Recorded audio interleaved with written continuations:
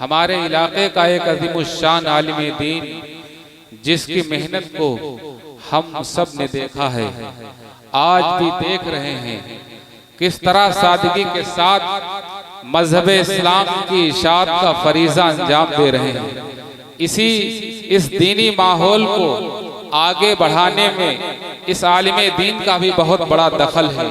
میری مراد ہے مقرر شعری بیان حضرت مولانا عبدالرقیب صاحب قاسمی ناظم مدرسہ اشرف العلوم گردہا و امام عیدین رسول پور حضرت کو یہ کہتے ہوئے زحمت دینا چاہتا ہوں کہ خدا والے محبت کی زبان کو عام کرتے ہیں، خدا والے محبت کی زبان کو عام کرتے ہیں، بھلا جس میں سبھی کا ہو وہ ایسا کام کرتے ہیں، اور غم مخلوق رب دو جہاں میں ہر گھڑی دلکش یہ ہے مرد مجاہد یہ کہاں آرام کرتے ہیں۔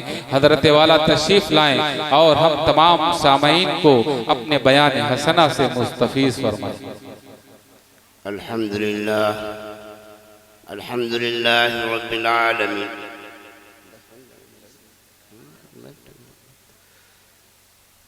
الحمد لله رب العالمين والعاقبة للمتقين والصلاة والسلام على سيد الأنبياء والمرسلين أعوذ بالله من الشيطان الرجيم بسم الله الرحمن الرحيم كنتم خير أمة أخرجت للناس تأمرون بالمعروف وتنهون عن المنكر وقال النبي صلى الله عليه وسلم إنما الأعمال بالنيات أو كما قال عليه الصلاة والسلام۔ صدر محترم معزز علماء کرام وسامعین اعظام اور غیور جوانوں، آپ جن حضرات کو سننے کے لیے آئے ہیں ان کے درمیان میں زیادہ دیر حائل نہیں رہنا چاہتا۔ میرے بھائیوں بزرگوں، صرف دو باتیں آپ کے سامنے عرض کرنی۔ پہلی بات تو یہ کہ یہ اصلاح معاشرہ کے عنوان سے یہ جلسہ ہو رہا ہے۔ آج ہمارے ماحول میں بگاڑ، برائیاں اور ہر قسم کی خرابیاں معاشرے میں موجود ہیں۔ یوں کہا جائے کہ گویا کی بے دینی کی آگ لگی ہوئی ہے۔ بے دینی کی آگ کو بجھانا یہ میرے بھائی بزرگوں اللہ رب العزت نے اس امت کی ذمہ داری اور اس امت کا فریضہ بتایا ہے۔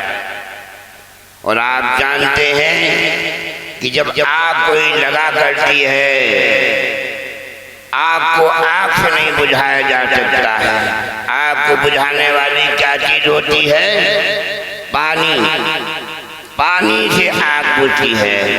اللہ کے پیارے لاڈلے نبی جناب محمد الرسول اللہ صلی اللہ علیہ وسلم کے زمانے میں برائیاں عروج پر اور بے دینی کی آگ ساری دنیا میں لگی ہوئی تھی، لیکن میرے بھائیو آپ نے اس برائی کو برائی سے دفع نہیں فرمایا، برائی کو بھلائی سے دفع فرمایا۔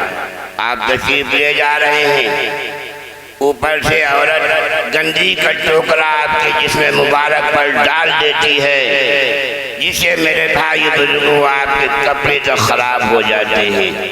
ایک دن کی بات ہے کہ آپ اسی گلی سے تشریف لیے جا رہے ہیں، آپ کے بدن مبارک پر کوٹھے سے گندی کا ٹوکرا نہیں گرتا ہے۔ آپ پوچھتے ہیں بھائی کہ وہ روزانہ جو عورت ہمارے اوپر گندی کا ٹوکرا ڈالتی تھی وہ آج کہاں چلی گئی؟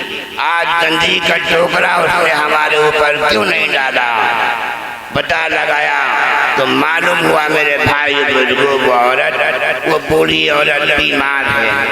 آپ نے جیسے ہی سنا کہ وہ بوڑھی عورت بیمار ہے، آپ فوراً اس کی عیادت کے لیے تشریف لے گئے۔ اس نے دیکھا یہ وہ نوجوان، وہ نبی جن کے اوپر روزانہ ہم گندی کا ٹوکرا ڈالا کرتے تھے، اور آج ہم نے گندی کا ٹوکرا نہیں ڈالا، بیمار پڑے ہیں، تو یہ ہم کو دیکھنے کے لیے آئے ہیں، ہماری عیادت کے لیے آئے ہیں۔ وہ عورت پانی پانی ہو گئی اور میرے بھائی بزرگ نے فوراً کلمہ پڑھ لیا، لا الہ الا اللہ محمد رسول اللہ۔ کہنے کا منشا یہ ہے میرے بھائی بزرگوں کہ برائی کو برائی سے نہیں دفع کیا جا سکتا ہے، برائی کو بھلائی سے دفع کیا جا سکتا ہے، آگ کو آگ سے نہیں بجھایا جا سکتا ہے، آگ کو پانی سے بجھایا جا سکتا ہے۔ اس لیے آج ضرورت ہے ہم امت کے سامنے اللہ کے پیارے نبی جناب محمد رسول اللہ صلی اللہ علیہ وسلم کے پیش کیے ہوئے اخلاق کو جو ہے اپنی زندگیوں میں لائیں اور امت کے سامنے پیش کریں، اور امت کو میرے بھائیوں بزرگوں برائیوں سے، منکرات سے، بے حیائیوں سے، تمام قسم کی بے دینیوں سے ہم روکنے کی کوشش کریں۔ میرے بھائیوں بزرگوں، جیسا کہ میں اکثر کہا کرتا ہوں اور آپ بھی جانتے ہیں کہ ہمارے علاقے کے علماء دو بڑی تنظیمیں چلاتے ہیں، دو بڑی تحریک چلاتے ہیں۔ ایک تحریک جماعت کے لائن سے کہ ہر گاؤں میں الحمدللہ جو ہے ہر مہینے کے اندر جوڑ ہوتا ہے، اور ایک جمعیت العلماء کے پلیٹ فارم سے ہم اصلاح معاشرہ کے عنوان سے ہر مہینے پروگرام چلاتے ہیں۔ پچھلے مہینے مودا دیوریا میں یہ پروگرام تھا، دونوں پروگرام تھے، جماعت کا بھی پروگرام کچھ دنوں کے بعد اور اصلاح معاشرہ کا بھی پروگرام۔ یہ ہماری بستی کے علماء کی اور اس بستی کے علماء کی اور ہمارے علاقے کے علماء کی میرے بھائیوں بزرگوں قربانیاں ہیں۔ آج ہمیں چاہیے کہ ہم اپنے علماء سے مل کر رابطہ قائم کر کے ان کے مشورے سے دین کے ہر کام کو کریں۔ اگر ان کے مشورے سے ہم نے دین کا کام نہیں کیا، دین میں ہم نے اپنی منمانی کی میرے بھائی بزرگوں، یہ دین نہیں ہوگا، بے دین ہو جائے گی۔ یاد رکھو جب بھی قوم علماء سے دور ہوگی، یاد رکھو جب بھی قوم علماء سے مشورہ نہیں دے گی، یاد رکھو جب تک قوم جو ہے علماء کی تعلیمات کے مطابق زندگی گزارنے کی کوشش نہیں کرے گی، میرے بھائی بزرگوں سے صحیح راستہ نہیں ملے گا۔ بظاہر جو وہ سمجھے گا کہ ہم اچھا کام کر رہے ہیں، بظاہر جو سمجھے گا کہ ہم نیک کام کر رہے ہیں، بظاہر جو سمجھے گا کہ ہم نے بہت بڑا کارنامہ انجام دیا، لیکن میرے بھائیو بزرگوں اگر ہم نے علماء سے اس میں دوری اختیار کر لی، ان کے مشورے کے خلاف کیا، تو میرے بھائیو بزرگوں وہ ہمارے لیے بے دینی کا سبب بنے گا، وہ گناہ کا سبب بنے گا۔ اس لیے پہلی گزارش آپ حضرات یہ ہے، کوئی پروگرام کریں، کوئی کام کریں، دین کا کوئی بھی کام کریں، اگر آپ چاہتے ہیں کہ یہ اللہ کے ہاں قبول ہو جائے، اگر آپ چاہتے ہیں کہ اس میں ہمیں کامیابی مل جائے، اگر آپ چاہتے ہیں کہ اللہ تعالیٰ کا اس کا پورا جو ثواب ملے، تو میرے بھائی بزرگوں ہمارے لیے ضروری ہے کہ ہم علماء کے مشورے سے کام کریں۔ بہت خوشی ہوئی ان نوجوانوں سے، مجھے میرا دل چاہتا ہے کہ میں پوری رات کو مبارکباد پیش کروں جنہوں نے ماشاءاللہ بڑی محنتوں سے، بڑی قربانیوں سے یہ اتہاسی اور تاریخی عظیم شان اجلاس قائم کیا ہے، لیکن اجلاس کا اس کے مقصد یہ کہ ہماری زندگیوں کے اندر اللہ کا دین آ جائے۔ جیسا کہ ابھی ہمارے محترم صاحب قاضی ملت حضرت مولانا حافظ صاحب دامت برکاتہ نے بیان فرمایا ہے کہ جب تک ہماری زندگیوں کے اندر اللہ کا دین نہیں آئے گا، اللہ کا ڈر نہیں آئے گا، اللہ کا خوف نہیں آئے گا، میرے بھائی بزرگوں کامیابی نہیں ملے گی۔ تو اس جلسے کے ذریعے سے چاہا یہ جا رہا ہے کہ ہماری زندگیوں میں اللہ کے احکامات آ جائے، جناب محمد رسول اللہ صلی اللہ علیہ وسلم کا طریقہ آ جائے، برائیوں سے ہم رکنے والے بن جائیں، اچھائیوں پر عمل کرنے والے بن جائیں اور دوسروں کا حکم دینے والے بن جائیں۔ اور اس سلسلے میں جو اصلاح معاشرہ کے عنوان سے گاؤں گاؤں ہمارے علماء جو ہے پروگرام چلا رہے ہیں، اس میں ہم شرکت کرنے والے بن جائیں میرے بھائی بزرگوں، اور ہم جو ہے اس کے لیے جو بھی ہم سے قربانی ہو سکے ہم دیں، کیونکہ میرے بھائی بزرگوں یہ دین جناب محمد رسول اللہ صلی اللہ علیہ وسلم کا لایا ہوا ہے۔ اے مسلمانوں، آج نبی کی روح تمہیں پکار رہی ہے، آج رسول اللہ صلی اللہ علیہ وسلم کے صحابہ کی روح پکار رہی ہے، جنہوں نے اپنی جانیں قربان کر دی، مگر نبی کریم صلی اللہ علیہ وسلم پر آنچ نہ آنے دی، آنچ نہ آنے دی۔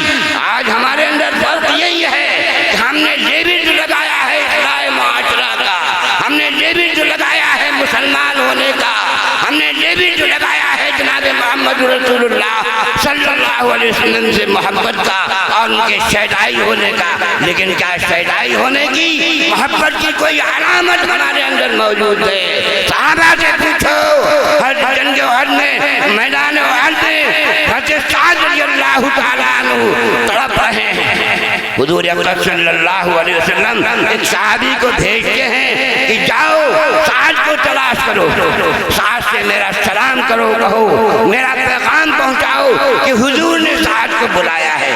صحابی جاتے ہیں میدان احد میں، دیکھتے ہیں لاشوں میں، شہیدوں کی لاشوں میں تلاش کرتے ہیں، شہیدوں کی لاشوں میں جواب نہیں ملتے ہیں، تو جو زخمی پڑے ہوتے ہیں ان کی لاشوں میں ان کی طرف جاتے ہیں، تو دیکھتے ہیں کہ ایک جگہ آپ زخم سے آلود ہیں اور تڑپ رہے ہیں۔ انہوں نے حضرت سعد کو سلام کیا اور کہا ہے سعد، حضور نے تم کو سلام بھیجا ہے، حضور نے پیغام بھیجا ہے، آپ کو بلایا ہے۔ حضرت سعد رضی اللہ تعالیٰ عنہ زخموں سے نڈھال ہیں، چور ہیں، بے چین ہیں، میرے بھائیوں بزرگوں اٹھنا چاہتے ہیں، اٹھ کر کھڑے ہوتے ہیں، گر جاتے ہیں، پھر اٹھ کر کھڑے ہوتے ہیں، پھر گر جاتے ہیں، پھر اٹھ کر کھڑے ہوتے ہیں، گر جاتے ہیں۔ صحابی جی کہتے ہیں کہ حضور اکرم صلی اللہ علیہ وسلم سے میرا سلام کہہ دینا، میں حاضر ہونے کے قابل نہیں، میرا آخری وقت ہے، جنت کا دیدار کر رہا ہوں، حضور سے سلام کہہ دینا، میرا پیغام کہہ دینا کہ اگر حاضر ہونے کے لائق ہوتا تو ضرور آپ کی خدمت میں حاضر ہوتا۔ ایک پیغام اللہ کے نبی سے یہ کہنا، دوسرا پیغام میری قوم سے یہ کہہ دینا، میری اے انصار قوم، میری اے انصار قوم، میں دنیا سے جا رہا ہوں، میں دنیا سے رخصت ہو رہا ہوں، تمہیں یہ حکم دیتا ہوں، پیغام دیتا ہوں کہ اگر تمہارے ہوتے ہوئے حضور آنچ آ گئی تو میدان محشر میں تمہارا دامن پکڑوں گا۔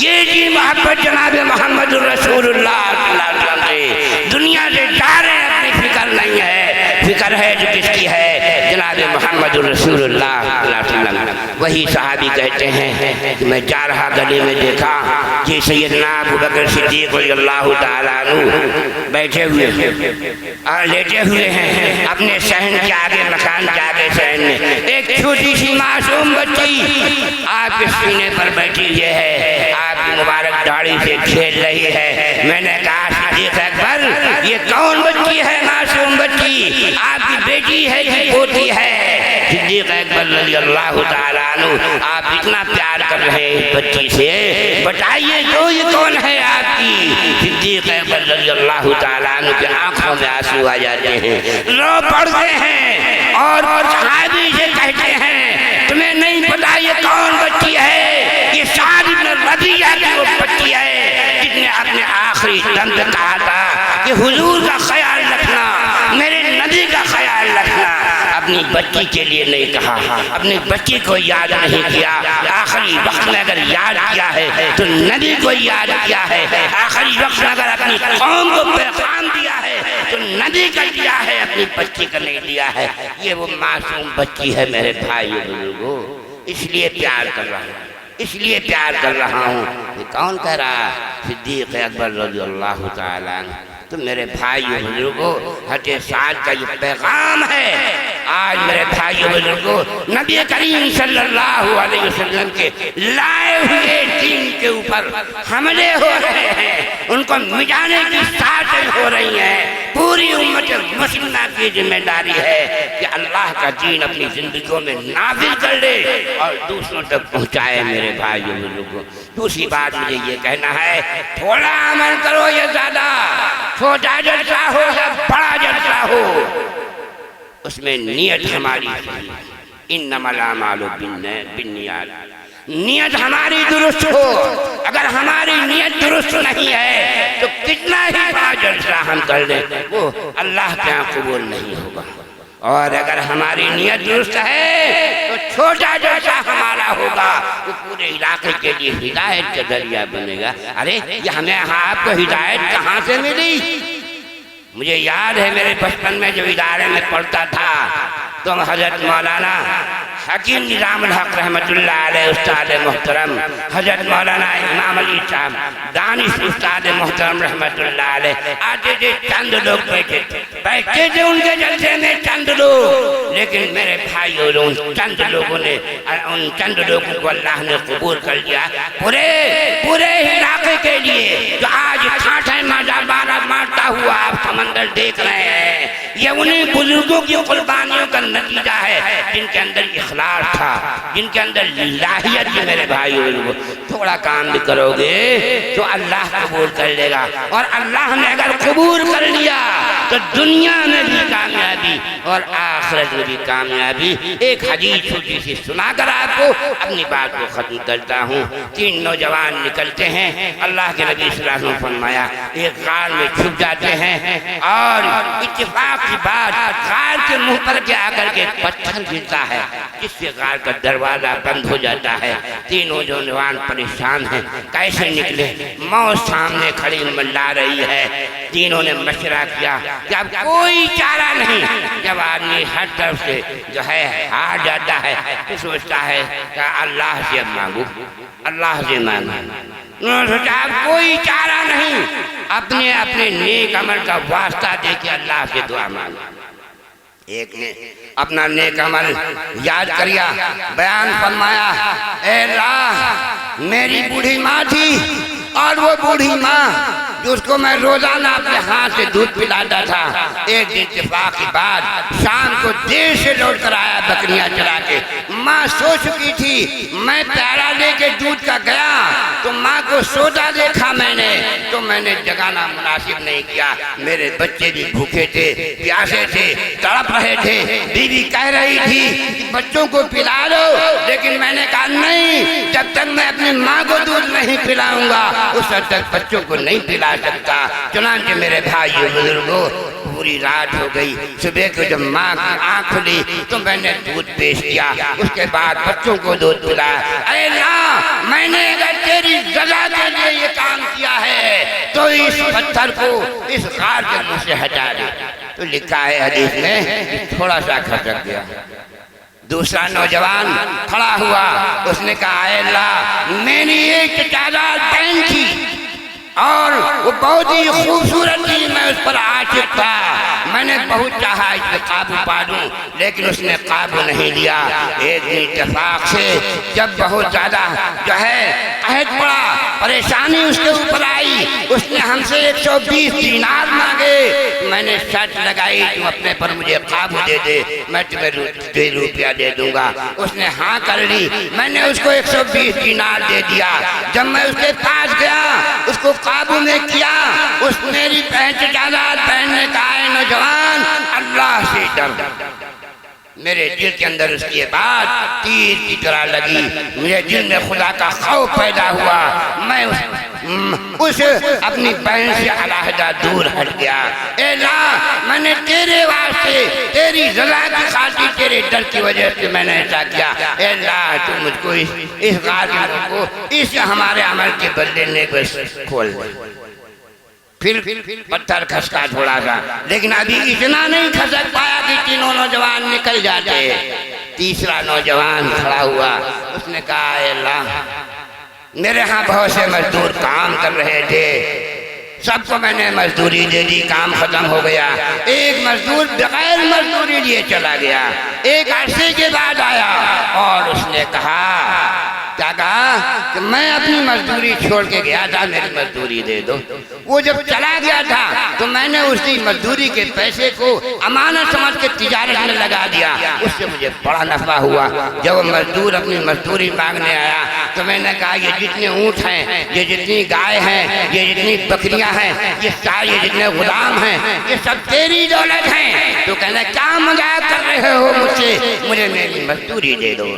اس نے کہا نہیں، حقیقت بتائی ساری کی ساری۔ تو اس کی سمجھ میں اے اللہ، وہ ساری بکریاں، سارے غلام، سارے جو ہے اونٹ، سب کچھ ساری دولت لے کر کے چلا گیا۔ میں نے یہ عمل تیری رضا کے واسطے کیا تھا، اے اللہ اس جو ہے غار کے منہ کو کھول دے۔ چنانچہ پتھر بالکل ہٹ گیا، تیروں نوجوان نکل آئے۔ یہ ہے اخلاص۔